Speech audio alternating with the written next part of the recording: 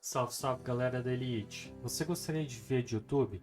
Trabalhar quando e onde quiser? Poder ganhar em dólar sem precisar aparecer? O Peter Jordan tem um canal de mais de 12 milhões de inscritos e ele revelou todos os segredos do YouTube. Então clica no primeiro link da descrição para conhecer o curso Viver de YouTube e Mudar de Vida. O curso vai ficar disponível por tempo limitado, então corre e aproveite antes que acabe. Eu vou até começar o papo falando sobre uma coisa que o Atala teve aqui na quarta, se não me engano, né? E ele falou isso, que uma escola dos Estados Unidos, ela estava muito abaixo das outras, e aí resolveram colocar para os alunos todos fazerem uma milha antes de começar a aula. Uma milha. Uma milha. Eles descobriram, de repente, aquelas notas baixas, elas não só foram mais altas do que as outras escolas dos Estados Unidos, como eles ultrapassaram muitos países, entendeu? Legal. Então, ele descobriu essa relação do exercício, da atividade física, né, de você se movimentar, não só como benefício de taxa de gordura e tal, mas pro cérebro, cara. É isso mesmo? Hoje a gente tem um consenso na comunidade vou falar de neurocientífica aqui.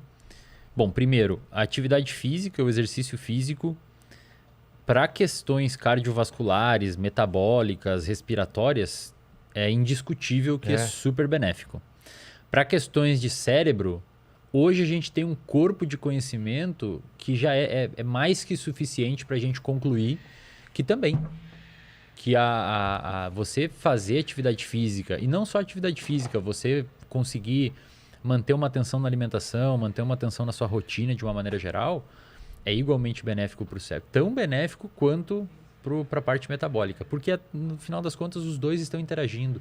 Metabolismo, se você tem uma melhora metabólica, você tem uma melhora no cérebro. Vou te dar um exemplo. No meu doutorado agora, eu tenho estudado a relação entre dietas hipercalóricas, ricas em gordura e ricas em frutose. Não a frutose da fruta, mas aquele xarope de milho rico em frutose que é usado para adoçar refrigerante. Tá, porque a frutose é um tipo de açúcar. É um tipo de açúcar, Tá. Isso. Só que na fruta, obviamente, tem fibras, não tem tanta concentração de frutose, então não é uma coisa maléfica, né? Se você consome dentro das medidas adequadas. Agora, quando você pega essa frutose, hiperconcentra ela e adoça refrigerantes, Que é o que o pessoal faz? que é o que o pessoal da indústria do refrigerante faz, a gente hoje percebe que ela é bastante maléfica a nível de sistema nervoso central, de cérebro. E o que eu vejo... O que causa isso? Pois é, o que eu vejo, o que os dados mostram, Vilela? Primeiro, quando a gente entra numa dieta... Isso vai demandar uma resposta um pouquinho mais longa, tá? Quando a gente entra numa dieta ruim, acontecem algumas coisas no nosso metabolismo periférico, isto é, no nosso corpo. Ocorre um aumento de glicose, ocorre um aumento de lipídios, de gordura, LDL, triglicerídeos, etc. Mas também ocorre uma coisa que a gente chama de resistência à ação da insulina. A insulina é um hormônio que quando o seu açúcar no sangue sobe, a insulina permite que o seu músculo, o seu fígado, a sua gordura capte a glicose. Então, quando você tem aumento de glicose, ocorre aumento de insulina e a insulina permite que a célula puxe glicose para dentro. Diabéticos, que tem uma alta taxa de açúcar no sangue, de glicose no sangue, eles têm um quadro chamado principalmente no diabetes tipo 2, um quadro chamado de resistência à ação da insulina. Ou seja, a pessoa comeu tanto açúcar, comeu tanta coisa, que meio que o pâncreas, que é o órgão que libera insulina, liberou tanta insulina que a célula ficou resistente. Então a célula já não identifica mais se tem ou não insulina ali e, portanto, não permite captação de glicose, a pessoa fica diabética. Ponto importante. Hoje a gente sabe que a gente tem insulina no cérebro. Ah, é? A gente tem insulina no cérebro. Mas o mais interessante, cara, é que os nossos neurônios, que são as células que a gente tem no cérebro, um dos tipos de células são as células funcionais do cérebro. A gente tem 86 bilhões de neurônios, com B, 86 bilhões de neurônios. As células do cérebro, elas não dependem de insulina para captar glicose. Elas captam glicose não precisando da insulina. Aí por muito tempo se perguntaram por que a gente tem insulina no cérebro então? A resposta é que a insulina no cérebro ela atua em formação de memória, ela atua em foco atencional, em você prestar atenção nas coisas, ela atua em melhora cognitiva geral. Tudo isso é necessário para você passar numa prova, como a Atala falou lá dos estudantes. Então quando você melhora a sua capacidade de metabolização periférica da insulina, de utilização periférica da insulina, você melhora também a sua utilização central dela. Entendi. Então é impossível a gente dissociar mente, cérebro e corpo. As duas coisas são unidas. E quando você faz uma atividade física, você sinaliza para o seu cérebro que está tudo bem na periferia e melhora a microbiota, várias outras coisas importantes. Isso é um ponto. Então você diminui inflamação, coisas que a gente pode conversar. E a nível do sistema nervoso central, a nível do cérebro, você aumenta várias coisas importantes para o aprendizado de curto a médio prazo.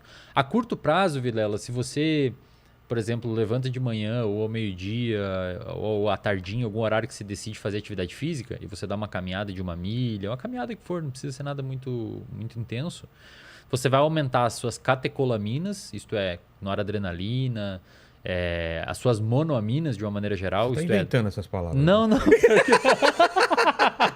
Pega a mina, traz a mina, né? Josemina. Josemina. E aí você aumenta a dopamina, você aumenta a noradrenalina, etc. Dopamina, depois a gente vai falar dela. Dopamina, né? vamos falar. E esse aumento é... Cara, trocando em miúdos, assim, basicamente, quando você faz uma atividade física, você formula uma sopa química no seu cérebro que permite você aprender melhor. Entendi. Isso a curto prazo. A longo prazo, você aumenta a quantidade, a produção de fatores que a gente chama de fatores neurotróficos. Isto é, são fatores que permitem o seu cérebro se moldar e melhorar. Porque o nosso cérebro é quase como se fosse uma impressão digital do nosso comportamento. Ele se molda estruturalmente, inclusive fisicamente, de acordo com o que a gente faz. Tá. Por exemplo, pessoas muito boas de memória, elas vão ter um hipocampo, que é a região do cérebro que armazena a memória, maior fisicamente mesmo. Tem um estudo que fizeram com taxistas de Londres. Eu sempre mostro esses estudos nos meus cursos, que os taxistas de Londres, para passar na prova lá para ser Eles têm taxista... que saber todas as ruas. Não pode usar o Waze. Exato. Eu vi isso. Exato. Eles têm que saber, né? A prova, cara, envolve decorar 25 mil ruas. 25 mil ruas, Pra manter o lance Pra tradicional, manter um né? negócio lá, que, etc. E os neurocientistas malandros pensaram assim, cara, se o cara decora 1000 que for para passar nessa prova, alguma mudança estrutural no cérebro dele vai ter em comparação a quem não conseguiu. Novas conexões, né? Exatamente. E eles fizeram isso. Foi publicado um artigo num jornal chamado de Cell, que é um dos melhores, Célula em português, um dos melhores jornais científicos do planeta. Eles pegaram 100 pessoas, 100 taxistas que iam fazer a prova e mediram o tamanho do hipocampo antes deles estudar para a prova. Tá. E depois deles estudar e fazer a prova, eles pegaram essas 100 pessoas e de novo olharam o tamanho do hipocampo. Chuta, aqueles que passaram na prova, e só os que passaram na prova, tiveram um aumento do hipocampo. O hipocampo aumentou um pouquinho. Porque provavelmente é meio que hipertrofiou. É como se fosse o músculo quando você faz academia. O seu cérebro ele dá uma aumentadinha devido a um número maior de conexões. E o mais interessante desse estudo é que aqueles taxistas que reprovaram na prova, o hipocampo não aumentou. Ou seja, parece que você precisa de fato que o seu cérebro mude para você conseguir ter uma melhora funcional no que você quer que seja.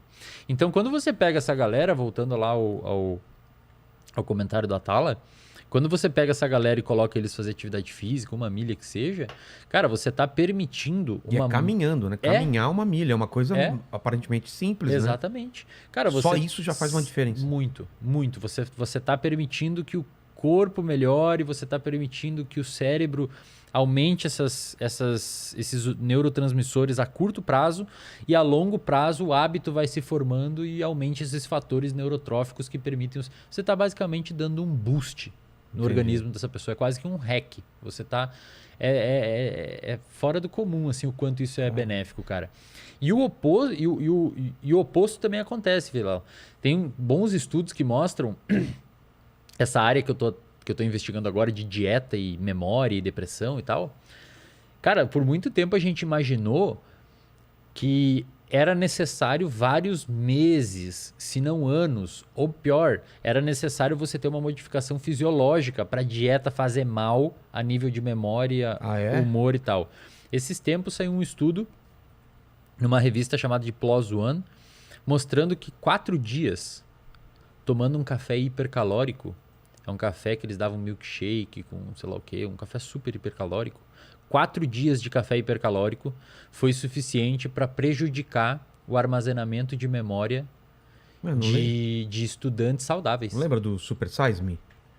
Não. Aquele cara que ficou um mês, foi um mês, né? Do Não sei se você lembra, McDonald's? Lene. Um mês no McDonald's, só se alimentando no McDonald's, É, foi um o mês. estrago que fez. Não, Foi um mês. O cara teve que Imagina. O cara teve que parar, né, meu? Ele É. tava entrando em depressão. É. Então hoje a gente sabe que essas paradas dela de atividade física, comer mal, inatividade física, não precisa mais ser crônico. Agudo Entendi. já é suficiente para fazer um estrago.